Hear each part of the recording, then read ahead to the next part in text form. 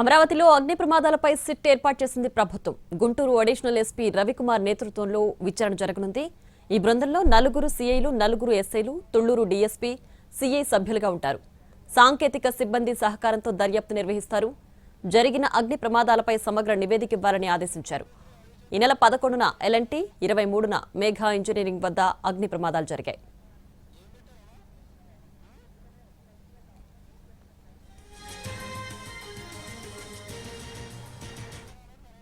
అమరావతిలో అగ్ని ప్రమాదాలపై సిట్ ఏర్పాటు చేసింది ప్రభుత్వం. గుంటూరు అడిషనల్ ఎస్పీ రవికుమార్ నేతృత్వంలో విచారణ జరగనుంది. ఈ బృందంలో 4 సీఐలు, 4 ఎస్ఐలు, తుళ్లూరు డీఎస్పీ, సీఐ సభ్యులుగా ఉంటారు. సాంకేతిక సిబ్బంది సహకారంతో దర్యాప్తు నిర్వహిస్తారు. జరిగిన అగ్ని ప్రమాదాలపై సమగ్ర నివేదిక ఇవ్వాలని ఆదేశించారు. ఈ నెల 11న ఎల్ఎన్టీ, 23న మేఘా ఇంజనీరింగ్ వద్ద అగ్ని ప్రమాదాలు జరిగాయి.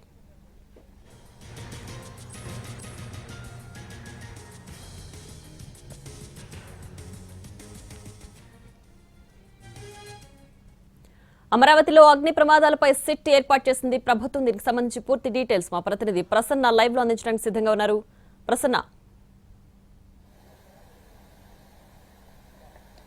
అంటే అమరావతి రాజధానిలో వరుస అగ్ని ప్రమాదాలకు సంబంధించి ప్రభుత్వం అలర్ట్ అయింది. సీఎం చంద్రబాబు కూడా తీవ్ర స్థాయిలో సీరియస్ అయ్యారు. ఎందుకంటే ఒక అగ్ని ప్రమాదం జరగడం అనేది సహజం, ఏదో మానవ తప్పిదం వల్ల ఇతరత్ర కారణాల వల్ల జరుగుతూ ఉంటుంది. కానీ ప్రస్తుతం వరుసగా 3 ప్రమాదాలు, అది కూడా ప్రధాని నరేంద్ర మోడీ ఆంధ్రప్రదేశ్ పర్యటనకు వచ్చినప్పుడు తాళ్లాయిపాలెంలో మొదటి ప్రమాదం జరిగింది. అది జరిగిన ఒక నెల 2 నెలల గ్యాప్ లో మళ్ళీ వెలగపూడి ప్రాంతంలో ఒక భారీ అగ్ని ప్రమాదం జరిగింది. మొన్న రీసెంట్ గా 2 రోజుల క్రితం రాయపూడి ప్రాంతంలో 3వ అగ్ని ప్రమాదం. ఈ లాస్ట్ 2 ప్రమాదాలు ఒకదానినొకటి పైపులు తగలబెట్టుకోవడం, అంటుకోవడం రిపీటెడ్ గా జరగడంతో సీఎం చంద్రబాబు అసలు అమరావతి ప్రాంతంలో అగ్ని ప్రమాదాలకు సంబంధించి ఏదైనా కుట్రకోణం ఉందా అనే యాంగిల్లో కూడా ఆలోచించాలని అధికారులకు సూచించారు.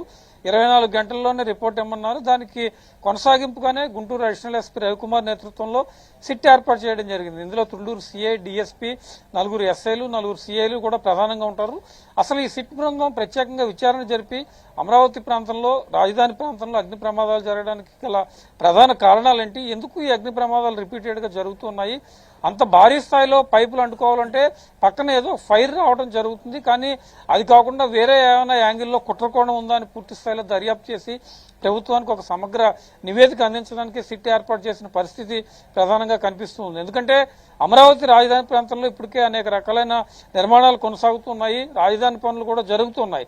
ఇలాంటి టైంలో వరుస అగ్ని ప్రమాదాలు జరగడం అనేది కొంత ఆందోళన కలిగిస్తుంది, అట్ ద సేమ్ టైం అనుమానాలు కూడా కలిగిస్తుంది. ముఖ్యమంత్రి చంద్రబాబు కూడా ఇదే అంశం మీద ప్రత్యేకంగా దృష్టి పెట్టారు.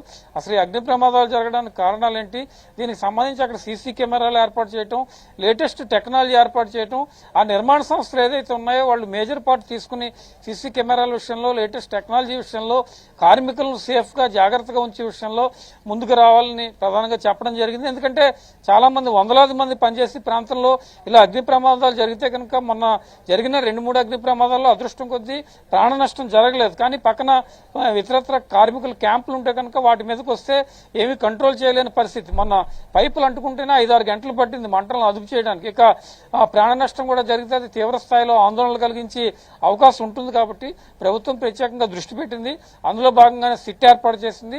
సిట్ నివేదిక ఇచ్చిన తర్వాత, అగ్ని ప్రమాదాలకు కారణాలు అంచనా వేసిన తర్వాత ప్రభుత్వం కూడా టెక్నికల్ గా ఎలాంటి జాగ్రత్తలు తీసుకోవాలి, కాంట్రాక్ట్ సంస్థలు ఎలాంటి జాగ్రత్తలు తీసుకోవాలి, అమరావతి నిర్మాణ పనుల్లో ఎలాంటి జాగ్రత్తలు తీసుకోవాలి అనే దాని మీద ఒక ప్రత్యేకమైన ఫోకస్ పెట్టే అవకాశం అయితే మనకి కనిపిస్తూ ఉంది.